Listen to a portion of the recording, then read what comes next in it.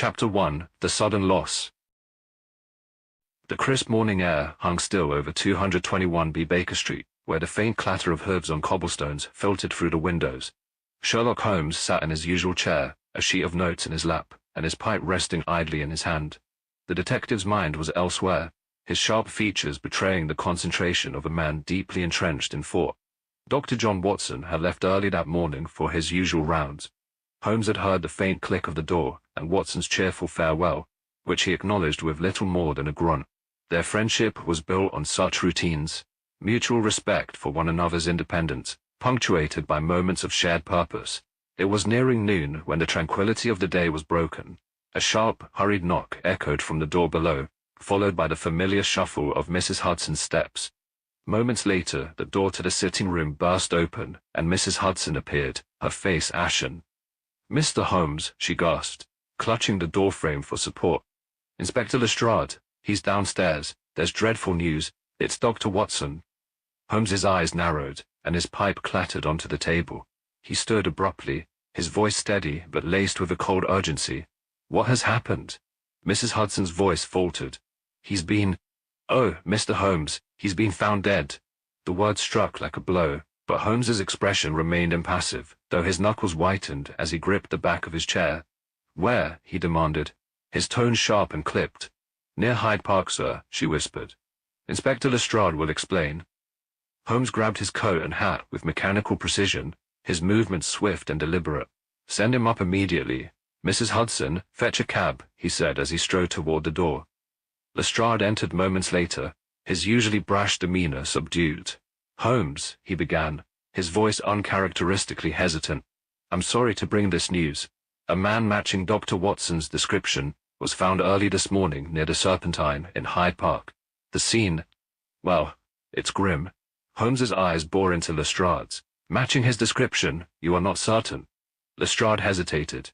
"The clothing, his belongings, it all points to Watson, but you should see for yourself." Without another word, Holmes swept past Lestrade and descended the stairs, the inspector following closely behind. The cab ride to Hyde Park was silent, save for the rhythmic clatter of wheels on stone. Holmes sat rigid, his piercing gaze fixed ahead, his mind already whirring through possibilities, unwilling to accept the worst without evidence. At the edge of the park, a small group of constables stood in a tight circle, keeping back curious onlookers. The scene was eerily quiet, the usual hum of the park muted by the gravity of the discovery. Holmes stepped out of the cab, his long strides carrying him past the constables, to where the body lay, covered by a white sheet. Lestrade gestured for the constables to step aside. "I thought it best to leave things as they were until you arrived." Holmes crouched by the body, his sharp eyes scanning every detail of the surroundings before he touched the sheet. With a steady hand he pulled it back, revealing a man in a familiar overcoat and scarf. Blood had pooled beneath him, staining the grass, and a cane lay discarded nearby. For a moment, Holmes did not move. His keen eyes took in the scene with detached precision, but his clenched jaw betrayed the turmoil beneath. Finally he spoke, his voice cold and analytical. "Where is his revolver?" he asked. Lestrade blinked. "Revolver? Watson always carries one. If this was a robbery, where is it?" Holmes's tone was sharp, his mind beginning to piece together the incongruities. He inspected the body further, noting the angle of the wound and the blood pattern. The strike was deliberate, precise. This was no random attack. Holmes reached for a crumpled note lying near the body. He unfolded it carefully, his sharp eyes scanning the hastily scrawled words. "A man's strength is no match for inevitability." He handed the note to Lestrade, his lips pressed into a thin line. "This was left to mislead us. Whoever staged this wants us to believe it was impulsive." Lestrade frowned. "Staged? What are you saying, Holmes?" "I'm saying," Holmes said, his voice low and taut, "that this was premeditated. Someone wanted Watson dead, or wanted us to believe he was dead, and went to great lengths to ensure it." Standing, Holmes cast one last look at the body. "I'll need access to the autopsy report immediately, and I want to question anyone who might have seen or heard anything unusual in the park last night." Lestrade nodded. "Of course. Anything else?" "Yes." Holmes's voice grew softer, more introspective. "Ensure his belongings are handled carefully. Nothing must be overlooked." As the body was taken away, Holmes stood alone near the Serpentine, his silhouette sharp against the pale morning sky. The park seemed vast and empty, its beauty marred by the weight of the scene. Holmes's fists clenched at his sides as he gazed into the distance. "I will find who did this, Watson," he murmured, his voice barely audible, "and I will make them pay." Without another word, he turned and walked away, the beginnings of a plan already forming in his brilliant but haunted mind. Chapter 2: Threads of Deception. Back at 221 Baker Street, Sherlock Holmes sat alone in the dimly lit sitting room, his sharp features illuminated by the soft glow of the fire. The events at Hyde Park weighed heavily on him, an unrelenting shadow hanging over his usually composed demeanor. The note found near the body and the deliberate nature of the crime replayed in his mind like a puzzle demanding resolution. Mrs. Hudson timidly entered, carrying a tray with a fresh pot of tea. "Mr. Holmes, you've barely touched your breakfast. Perhaps some tea will help." Holmes glanced at her, but said nothing, his mind elsewhere. He leaned forward, fingers steepled beneath his chin. "Mrs. Hudson," he said finally, his voice low and distant, "when Watson left this morning, did he say anything unusual? Mention any appointments, places he planned to visit?" Mrs. Hudson set the tray down carefully, her hands trembling slightly. "Not that I recall, sir. He was his usual cheerful self, just said he had some errands to run and would be back for lunch." Holmes nodded absently, dismissing her with a small gesture. Once alone, he turned his attention to the map of London spread across the table. He marked Hyde Park with a red circle, adding notes about the location of the body, the direction of the drag marks, and the possible time of death. The puzzle wasn't fitting together. Not yet. By midday, a knock at the door interrupted his thoughts. Inspector Lestrade entered, carrying a folder of reports. His expression was grim but determined. "St. Bartholomew's just sent over their preliminary findings. Thought you'd want to see this."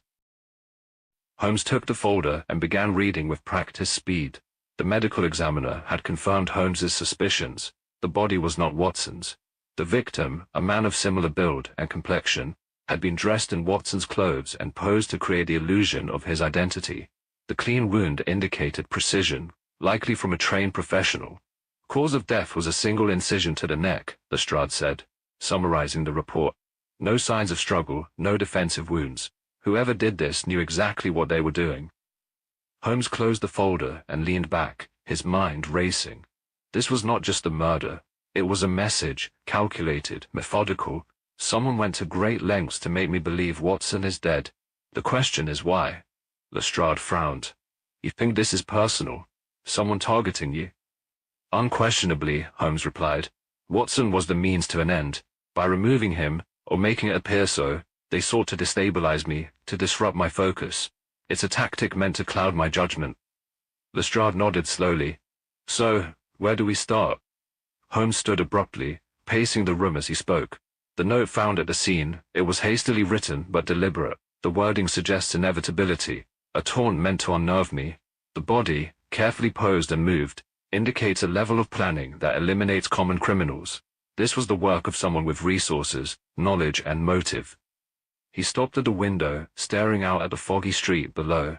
"We begin by tracing Watson's movements this morning. He had errands to run," Mrs. Hudson said.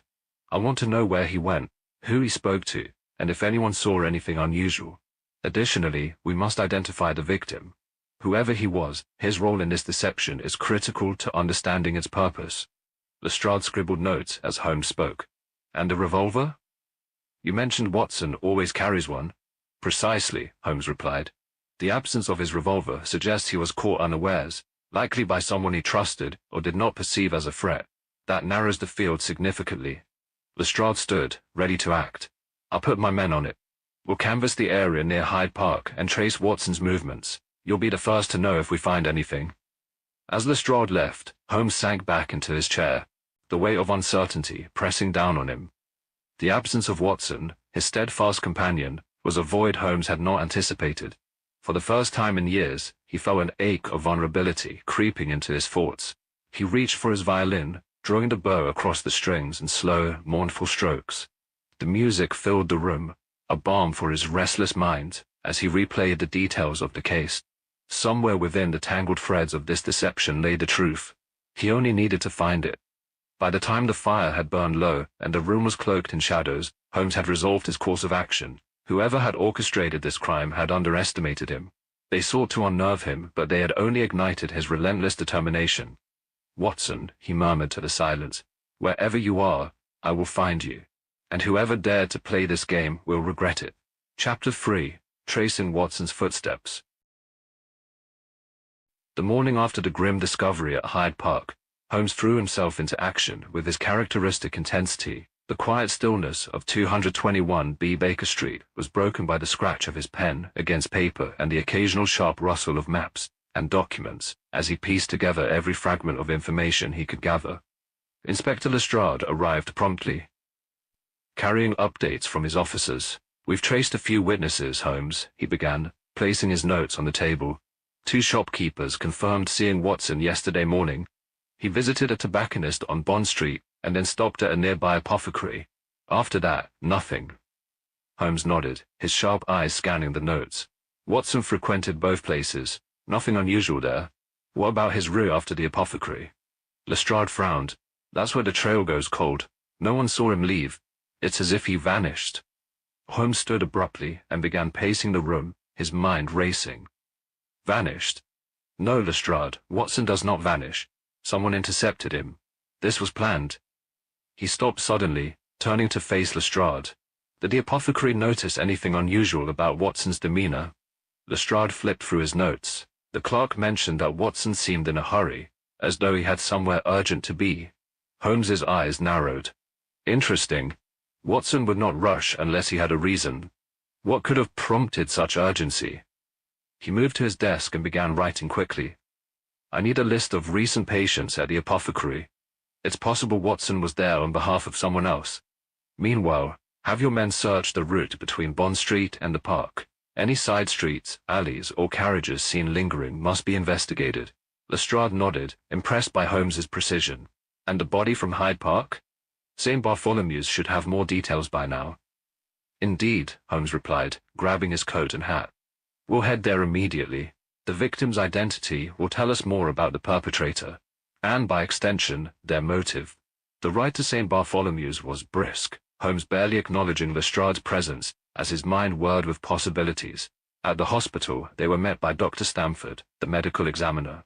"The victim," Stamford began, leading them to the examination room, "was indeed dressed in Dr. Watson's clothing, but we've identified him as Henry Cartwright, a local clerk.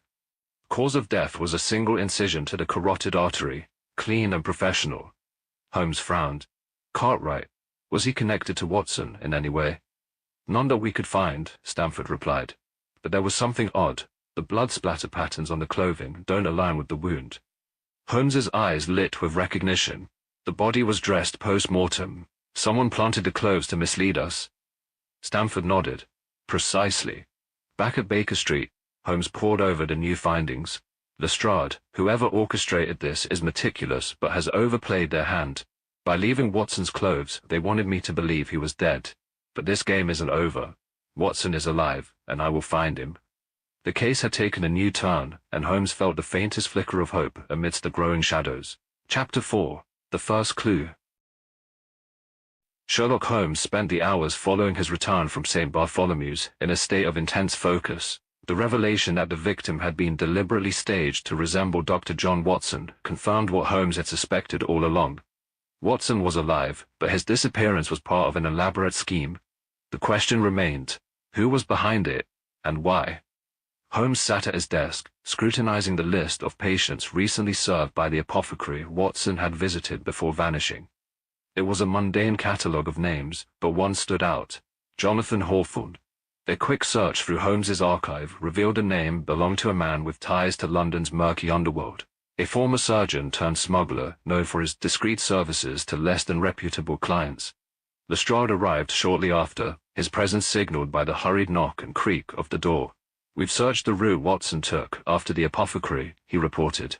"Nothing definitive, but one witness mentioned seeing a dark carriage waiting outside for some time before leaving in a rush."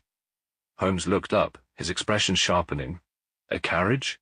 Did the witness note any distinguishing features?" Lestrade frowned. "They said it was plain, nothing remarkable. but they did notice the driver had a scar running along his left cheek. A scar, Holmes murmured, standing abruptly. That narrows it down significantly. Jonathan Hawthorne's associate, George's car's Merrick, fits that description perfectly. Hawthorne must have intercepted Watson. Lestrade leaned forward, his tone skeptical. Hawthorne? Are you certain? Holmes gave him a sharp look. Hawthorne has the connections, the resources, and the skill to stage a crime scene as meticulous as the one in Hyde Park. If he's involved, we've taken the first step toward unraveling this conspiracy. Wasting no time, Holmes and Lestrade set out to track Hawthorne. They knew his preferred haunts, places where the desperate sought illegal remedies, and criminals nursed their wounds in secrecy. Their search led them to a shadowy tavern on the outskirts of East London, a place known to harbor Hawthorne's associates. Inside, the dimly lit room reeked of smoke and stale ale. Holmes and Lestrade moved with purpose, their presence drawing cautious glances from the unsavory patrons. Holmes's sharp eyes scanned the room, quickly identifying Merrick seated in a corner, nursing a glass of whiskey. Merrick, Lestrade said, stepping forward with authority. We need to have a word. Merrick's scarred face twisted into a sneer. I don't talk to coppers. Holmes, calm but menacing, leaned in. You'll talk to me. You were seen driving a carriage near Bond Street yesterday morning. Where did you take Watson? Merrick's sneer faltered, and his eyes darted nervously. I don't know what you're talking about. Holmes's voice turned cold. You do, and unless you want me to inform your employer of your loose lips, or Lestrade to arrest you for aiding in a kidnapping, you'll answer me. Merrick hesitated, then muttered. Hawthorne hired me to move a man. Said he was important. Took him to a warehouse near the docks. Holmes straightened, his expression unreadable. The exact location. Merrick gave them the address, clearly eager to be rid of them. Holmes exchanged a glance with Lestrade. We move now. The journey to the docks was tense. The evening fog rolled in thick, shrouding the streets in a veil of mystery. When they arrived, the warehouse stood dark and foreboding, its windows shuttered and doors reinforced. Holmes approached cautiously, signaling Lestrade to keep his men at the ready. Using his lock-picking tools, Holmes quietly opened a side door. The interior was dimly lit, crates stacked haphazardly along the walls. Voices echoed from deeper within the building. Holmes motioned for silence as they moved closer, the shadows concealing their approach. Through a crack in the wall, Holmes spotted Hawthorne. He was speaking to another man, his tone authoritative. Keep him sedated. The longer he's out of the picture, the better. Holmes's breath caught. Watson, Holmes signaled Lestrade, who gestured for his officers to position themselves. When all was ready, Holmes pushed the door open, his voice ringing out. Jonathan Hawthorne, you're under arrest. The scene erupted into chaos. Hawthorne bolted, but Holmes was faster, intercepting him with a forceful grip. Lestrade's men subdued the others, and within moments, the warehouse was under control. Holmes's attention turned immediately to a small room at the back of the warehouse. Pushing the door open, he found a cot where Watson lay, pale but breathing. Relief flooded through him, though he remained outwardly composed. Watson, he murmured, kneeling beside his friend. You're safe now. Though Watson did not stir, Holmes knew this was only the beginning of uncovering the truth. As the fog outside thickened, Holmes's resolve hardened. Hawthorne was merely a pawn. The mastermind behind the scheme remained hidden, and Holmes would not rest until they were exposed. Chapter 5. The Awakening. The dim light of dawn filtered through the warehouse's grimy windows as Sherlock Holmes stood over the cot where Dr. John Watson lay unconscious. Watson's face was pale, his breathing shallow but steady. Relief washed over Holmes, but it was fleeting. Questions loomed, demanding answers. Lestrade entered the room, his expression both cautious and concerned. He's alive then? Holmes nodded. Barely. Whoever orchestrated this went to great lengths to ensure Watson was removed from the equation without taking his life. It's a deliberate choice, which suggests they have further plans. A medic from Lestrade's team stepped forward to examine Watson, carefully checking his pulse and lifting his eyelids. He's been sedated, likely with a strong opiate. He'll recover, but it may take some time for him to wake. Holmes's eyes darkened. Time is a luxury we cannot afford. In the adjoining room, Jonathan Hawthorne was handcuffed to a chair, his face bruised from the struggle. Holmes wasted no time in confronting him. Hawthorne, he began, his voice cold and cutting. You orchestrated this elaborate charade. The staged murder, the abduction. Who hired you? Hawthorne smirked, though his defiance was undermined by the flicker of fear in his eyes. You think I'd tell you? I'm no fool, Holmes. Holmes leaned in, his piercing gaze unrelenting. You're a pawn in this game, Hawthorne, and pawns are always sacrificed. Your employer will discard you the moment you are no longer useful. Speak now, and you may yet save yourself. Hawthorne hesitated, his bravado faltering. I was paid to take the doctor, he admitted grudgingly. Didn't ask questions, just followed orders. Who gave the orders? Holmes pressed. A messenger, Hawthorne replied, his voice low. Anonymous. Came with money and instructions. The body in Hyde Park. That was their idea. They wanted you to think Watson was dead. Holmes straightened, his mind already racing through the possibilities. And where were you to take Watson after this warehouse? I wasn't told, Hawthorne said quickly. Once I handed him over to the men here, my part was done. Holmes's lips pressed into a thin line. Conveniently vague, he muttered. But you've given me enough to work with. Returning to Watson's side, Holmes felt a flicker of unease. This plot was larger than a simple kidnapping. It was a precise, calculated move to destabilize him. Watson's removal was only a piece of the puzzle. The mastermind behind this operation was still hidden, their motives shrouded in darkness. As the hours passed, Watson began to stir. His fingers twitched, and his eyelids fluttered. Holmes leaned closer, his voice calm but urgent. Watson, can you hear me? Watson's eyes opened slowly, unfocused at first, then sharpening as recognition dawned. Holmes, he croaked, his voice hoarse. What happened? Holmes placed a steadying hand on his shoulder. You were abducted, drugged, but you're safe now. Watson struggled to sit up, his brow furrowing. I remember leaving the apothecary. There was a man waiting. He called out to me as if he knew me. Then, darkness. Holmes nodded. Hawthorne orchestrated your abduction, but he's only a middleman, acting on orders from someone higher up. Watson's gaze hardened. This was about you, wasn't it? They wanted to weaken you. Holmes didn't reply immediately, his expression distant. Yes, he said finally, but I have no intention of succumbing to their plan. Rest, Watson. We'll need your mind sharp for what comes next. Despite his exhaustion, Watson's voice carried its usual resolve. Whatever this is, Holmes, we'll face it together. Holmes allowed himself a faint smile, the first in days. Indeed, Watson, together. As the morning light brightened the warehouse, Lestrade entered with new information. We traced the messenger Hawthorne mentioned, he said. A man matching the description was seen boarding a ship at the docks last night. It's headed for Calais. Holmes's expression hardened. Then our next move is clear. We followed the trail to Calais. With Watson recovering and a new lead in hand, the pieces of the puzzle were beginning to align, but Holmes knew the mastermind behind his plot was watching, anticipating his every move. The game was far from over, and the stakes had never been higher. Chapter 6, The Trail to Calais. The crisp evening air carried the scent of the Thames as Holmes, Watson, and Lestrade prepared to board a steamer bound for Calais. Watson, though pale and visibly tired, stood firm beside Holmes, his resolute gaze unwavering. Though weakened from his ordeal, his voice carried the same steadiness Holmes had always known. Holmes remained focused, his expression as sharp as ever. He knew the trail they followed might grow colder with every passing hour.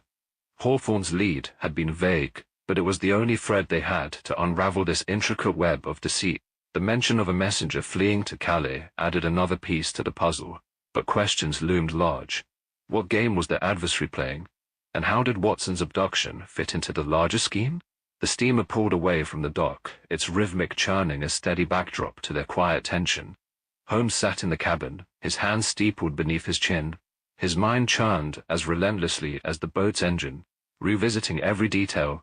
The staged crime scene, the deliberate clues, the taunting note. Each element pointed to a calculating and personal enemy, one who understood his methods too well.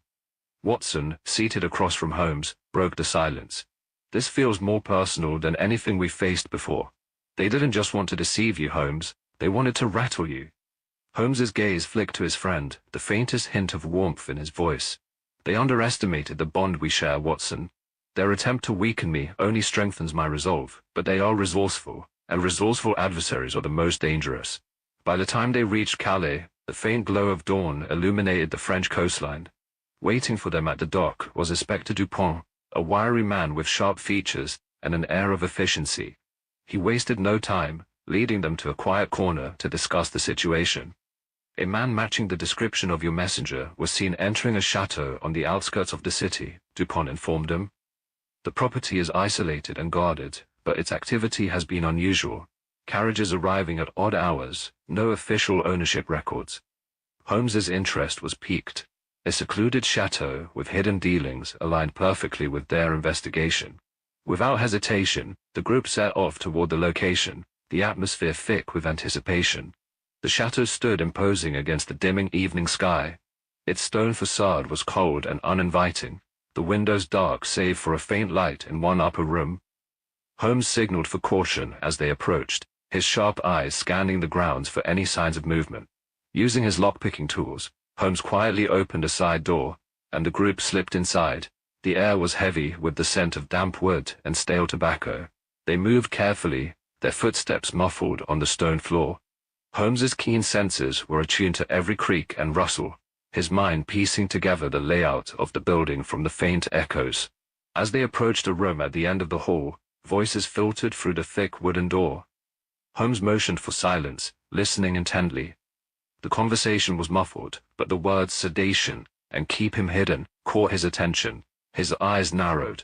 Holmes signaled for Lestrade and Dupont to take position. With a sudden burst of movement, he kicked the door open. The room was cluttered with maps and papers, and the occupants leapt to their feet in alarm. Among them was the messenger Hawthorne had described, a wiry man with a scar down his temple. Chaos erupted as the men tried to flee. Lestrade and Dupont acted swiftly, subduing the occupants while Watson, revolver in hand, held his ground with practiced calm. Holmes strode toward the messenger, his tone icy and commanding. "The game is over. Tell me who orchestrated this." The man's defiance faltered under Holmes's unrelenting gaze. "You think you've won?" he sneered. "This is only the beginning. She's planned everything." Holmes's eyes narrowed. "Who is she?" The messenger hesitated before muttering, "La Dame Rouge, the Red Lady. She knows you, Holmes. She studied you." The words sent a chill through the room. Holmes straightened, his mind racing. The name was unfamiliar, but the implications were clear. Whoever this Red Lady was, she had orchestrated Watson's abduction with precision, and she understood Holmes's strengths and weaknesses. As Lestrade and Dupont secured the remaining men and confiscated the documents, Holmes turned to Watson. Their eyes met, and in that moment, an unspoken resolve passed between them. The game had entered a new phase, and their adversary was unlike any they had faced before. With the chateau cleared and new leads in hand, Holmes stood at the edge of the property, his silhouette outlined against the moonlit sky. "La Dame Rouge," he murmured to himself. "Whoever you are, you've miscalculated. The game is far from over." Chapter 7, The Red Lady's Gambit. The documents confiscated from the chateau revealed a sophisticated network of operations. Maps of London, detailed notes on Holmes's habits, and a disturbing level of knowledge about Watson were scattered across the pages. But among the mess of papers, one stood out, a single red envelope embossed with a serpent entwined around a crescent moon. Inside was a handwritten note. "Mr. Holmes, you play the game well, but every move you make brings you closer to checkmate. Come to Chateau de Rouge if you seek answers. Alone. La Dame Rouge." Holmes read the note aloud, his voice steady but with an edge of intrigue. Watson, still pale but determined, stood beside him, scanning the maps. "Holmes, this is clearly a trap. She's luring you out, isolating you." "Of course, Watson," Holmes replied, his lips curling into a faint smile. "But traps, when anticipated, can be turned against their makers. La Dame Rouge wants a meeting, and I intend to oblige her." Lestrade frowned, his arms crossed. "You're not seriously going alone, Holmes. That's exactly what she wants." Holmes turned, his expression firm. "I have no intention of giving her what she wants, Lestrade, but to outmaneuver her, I must appear to play her game." The group devised a plan. While Holmes would go to Chateau de Rouge as instructed, Watson, Lestrade, and Dupont would position themselves nearby, ready to intervene at the first sign of danger. The chateau, located deep in the French countryside, was isolated, a perfect setting for the confrontation La Dame Rouge had orchestrated. The following evening, Holmes arrived at the Château de Rouge, its imposing red stone walls glowing faintly under the moonlight. The structure was an architectural marvel, with Gothic spires and intricately carved gargoyles that seemed to leer down at him. The silence was palpable, broken only by the occasional hoot of an owl. Holmes approached the heavy iron gates, which creaked open as if on cue. A shadowy figure emerged, a tall man dressed in a black suit, his face obscured by a mask. Without a word, he gestured for Holmes to follow. Inside, the chateau was eerily beautiful. Crimson tapestries adorned the walls, and a massive chandelier cast flickering light across the marble floor. Holmes's escort led him to a grand drawing room, where a figure sat poised in a high-backed chair, her face hidden by the dim light and a delicate lace veil. "La Dame Rouge, I presume," Holmes said, his voice calm but probing. The woman rose gracefully, stepping into the light. She was striking, her crimson gown flowing like liquid fire, her piercing green eyes fixed on Holmes with a mix of amusement and challenge. "Mr. Holmes," she said, her voice smooth and commanding, "you've impressed me. Few men would come here knowing the risks." Holmes inclined his head slightly. "Few men are as curious as I." She smiled, though it did not reach her eyes. "Curiosity can be a dangerous trait, but I suspect you thrive on danger." Holmes's sharp eyes flicked to her hands, noting the faint scar on her left palm, and the way she toyed with a small dagger. "You've gone to great lengths to orchestrate this game," he said. "Kidnapping Watson, staging his death, all of it designed to provoke me. Why?" Her smile faded. "Because you're a threat, Holmes. To men like me, powerful men who operate in the shadows. My associates feared your interference, but I saw an opportunity to test you, to see if you could be broken." Holmes stepped closer, his voice colder now. "And yet, here I stand. Your test has failed." Her expression hardened, but there was a flicker of admiration in her eyes. "You're right. You're resilient, Mr. Holmes, but everyone has a breaking point." At that moment, the doors burst open, and several armed men stormed in, their pistols trained on Holmes. La Dame Rouge's smile returned, this time laced with triumph. "You should have brought reinforcements." Holmes remained unfazed. "Who says I didn't?" Before she could react, a loud crash echoed through the chateau. Watson, Lestrade, and Dupont burst in from a hidden passage, their weapons drawn. Chaos erupted as Lestrade's men engaged the guards, and Dupont apprehended the masked man who had escorted Holmes. In the commotion, La Dame Rouge attempted to slip away, but Holmes was faster. He cornered her near a hidden staircase, his piercing gaze locking onto hers. "The game is over, madame." She laughed softly, her composure unshaken. "For now, perhaps, but this is only the beginning." Before Holmes could restrain her, she pulled a concealed lever, and the floor beneath her gave way, plunging her into the darkness below. Holmes rushed to the edge, but the trapdoor had sealed, leaving no trace of her. As the dust settled, Watson approached Holmes, his revolver still in hand. "She escaped," he said, his tone heavy with frustration. Holmes nodded, his expression thoughtful. "For now. But she's left enough behind for us to dismantle her network." This was not a victory for her. Lestrade joined them, holding the confiscated documents. "These will keep us busy for months, but do you think she'll resurface?" Holmes's lips pressed into a thin line. "Undoubtedly. La Dame Rouge is too ambitious to disappear entirely, but next time we'll be ready." As they left the chateau, the first rays of dawn broke over the horizon. The game with La Dame Rouge had ended, but Holmes knew another would begin. For now, though, he took solace in Watson's presence by his side, their partnership unbroken despite the trials they had faced. Chapter 8: The Aftermath. The return to London was quieter than expected. The chateau's dark secrets, captured in a trove of documents and evidence, had revealed the breadth of La Dame Rouge's network. Though she had escaped, the foundations of her operation were shaken, and her associates would soon face justice. For Sherlock Holmes and Dr. John Watson, however, the journey home was a time for reflection. Back at 221B Baker Street, the familiar scent of tobacco and the comforting crackle of the fireplace greeted them. Holmes stood by the window, his silhouette sharp against the morning light, his expression distant as he watched the city begin its day. Watson, now fully recovered, sat in his chair, observing his friend with concern. "She got away, Holmes," Watson finally said, breaking the silence. "And yet, you seem not at peace, but less troubled than I expected." Holmes turned slightly, his sharp eyes meeting Watson's. Because, my dear Watson, she left behind more than she intended. Her escape was calculated, but it came at a cost. The documents we recovered detail her operations, her contacts, her financial movements. We may not have her, but we have her empire in our grasp. Watson nodded, though his brow furrowed. Do you think she'll strike again? Try to rebuild? Holmes allowed himself a faint smile. Oh, undoubtedly. But La Dame Rouge made one critical error. She underestimated the resilience of those she sought to manipulate. She believed breaking our partnership would destabilize me. Instead, it strengthened my resolve. Watson leaned back in his chair, the weight of the past days finally lifting. And what of Hawthorne and his ilk? They'll face justice, I presume. Indeed, Holmes replied. Lestrade will see to that. Hawthorne and his accomplices are the first dominoes in a long chain. Each name we uncover will lead us closer to dismantling her network entirely.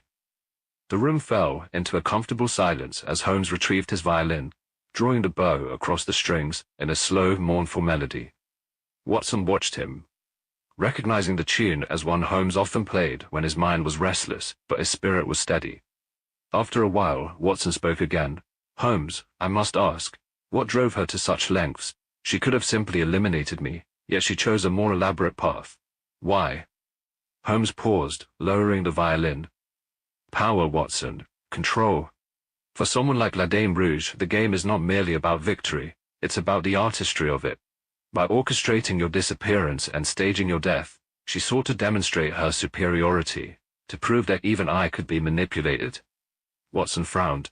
But she failed. Holmes's eyes glinted. Precisely. And failure, for someone like her, is intolerable. She'll resurface, Watson. People like her always do, and when she does, we'll be ready. A knock at the door interrupted their conversation. Mrs. Hudson entered, her face bright despite the early hour. Inspector Lestrade is downstairs, Mr. Holmes. Says he's got news. Holmes set his violin aside and gestured for Watson to follow. In the sitting room, Lestrade stood with a satisfied expression, holding a thick folder. We've already started raiding her contacts, he said, placing the folder on the table. A few of them are talking. If she thought she could hide, she was mistaken. Holmes flipped through the pages, his sharp mind quickly cataloguing the information. Excellent work, Lestrade. This will accelerate the process. And the messenger? Lestrade smirked. Singing like a canary. Turns out he didn't much enjoy being left behind when she fled. Holmes's lips curled into a faint smile. Her own men will be her undoing. Lestrade nodded, tipping his hat. I'll leave you to it then. Just thought you'd like to know we've made progress. As Lestrade departed, Watson poured 2 cups of tea, handing one to Holmes. Do you think we'll ever catch her? Holmes took the cup, his expression thoughtful. One does not catch a storm, Watson. One prepares for it. La Dame Rouge is a formidable adversary, but she is not invincible. Her desire for control will be her undoing. Watson raised his cup in a small toast. To the next case, then. Holmes raised his in return, a rare warmth in his gaze. To the next case and the enduring strength of partnership. As the morning light filled the room, the 2 men sat in quiet companionship. The game with La Dame Rouge was far from over, but for now they had won an important battle. Together they had faced the darkness and emerged stronger, their bond unbroken by the trials they had endured. Whatever challenges lay ahead, they were ready to meet them, side by side.